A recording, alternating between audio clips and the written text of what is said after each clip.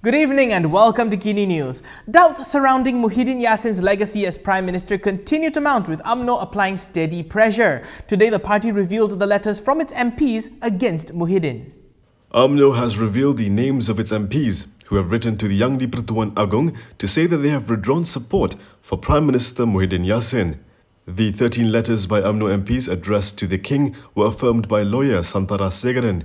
The letters were dated between July 29th and August 3rd. The signatories are Najib Abdul Razak, Azalina Othman Said, Ahmad Zahid Hamidi, Ahmad Nazlan Idris, Ahmad Jazlan Yaakob, Ramli Muhammad Noor, Ahmad Mazlan, Muhammad Nizar Zakaria, Noh Omar, Aziz Abdul Rahim, Samsul Anwar Nasarah, Bung Moktar Radin and Muhammad Alamin. In addition to Tengku Razali Hamzah, who sits on the independent bench, there are currently 14 UMNO MPs who do not support Muhyiddin. Bung Moktar and Muhammad Alamin are the latest to join the list of UMNO MPs who withdrew their support.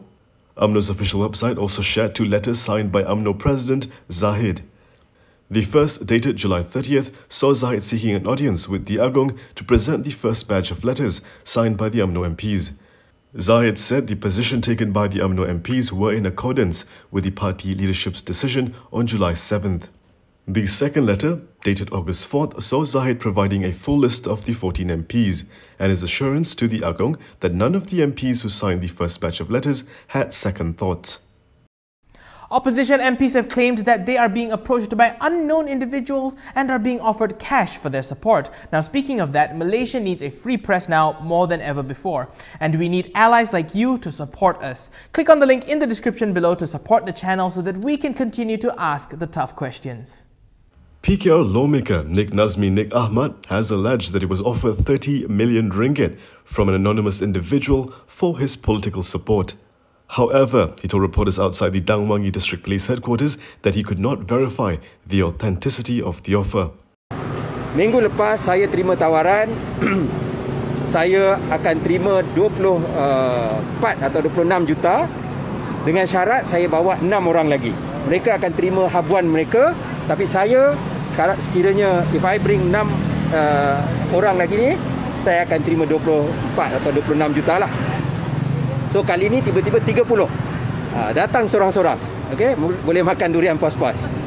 In a separate development, the MACC is probing alleged attempts to buy opposition MPs into supporting the Perikatan National Government. The graftbuster said he had met 3 MPs from the DAP to obtain further information on these allegations. In a statement, the MACC said at the moment they have not identified the owner of the phone number that sent those WhatsApp messages to the affected MPs. Yesterday, the Pakatan Harapan Presidential Council called on the MACC to investigate alleged attempts to buy over its MPs.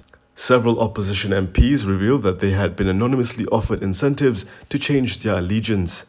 The messages were sent by an unknown number not long after Noraini Ahmad resigned as the Higher Education Minister and Samsul Anwar Nasarah quit as the Energy and Natural Resources Minister. We Malaysians can't go visiting right now, so why can ministers visit Muhyiddin at his house? It seems like a simple question, but it's puzzling even lawmakers.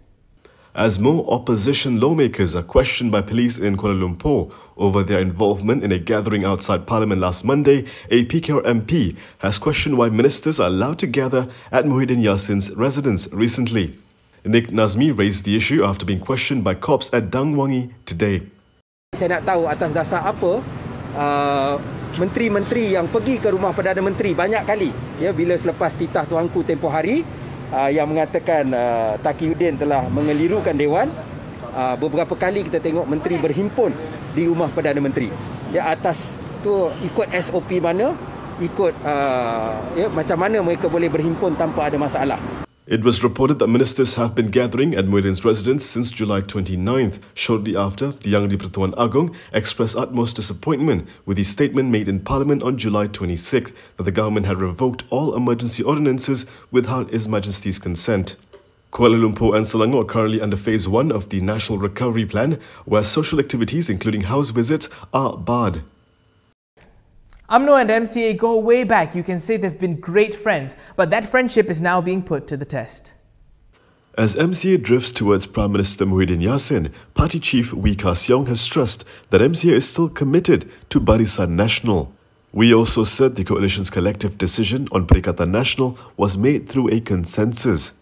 This came following a statement from former UMNO President Najib Abdul Razak reminding MCA not to forget their friends.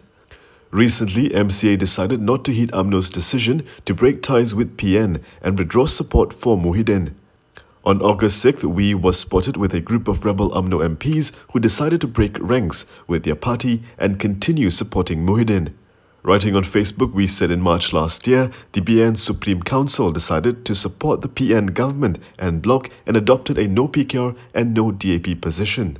Wee suggested that UMNO's change of heart was not communicated to BN's leadership yet. Wee also said he prayed that the close ties among BN component parties will continue for the sake of multicultural Malaysia.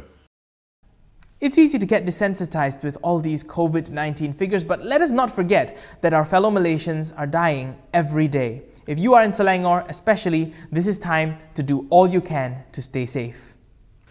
The Health Ministry reported 17,236 new COVID-19 cases today, with Selangor reporting close to 6,000 new cases. In a video uploaded today, Selangor Menteri Besar Amiruddin Shari revealed that the majority of COVID-19 clusters in the state are linked to the manufacturing sector. Pengarah Jabatan Kesihatan Negeri telah menerangkan statistik dan punca kes yang menyumbang kepada kluster-kluster aktif di Selangor. Daripada jumlah keseluruhan kes berkait kluster, 54% ataupun 96 kluster dikenal pasti di sektor perkilangan, 12% ataupun 22 kluster dari sektor perkhidmatan, manakala 5% ataupun 9 kluster adalah daripada komuniti. Meanwhile, more heartbreaking news from Selangor. Hafizan Muhammad, who headed the Hulu Langat COVID-19 Assessment Centre, has succumbed to the virus. He died after battling COVID-19 for 13 days in the intensive care unit of the Serdang Hospital. Malaysians today also mourned the loss of singer Siti Sarah Raisuddin, who passed away close to dawn today after a battle with COVID-19. She was just 36 years old. She leaves behind a husband and 4 children.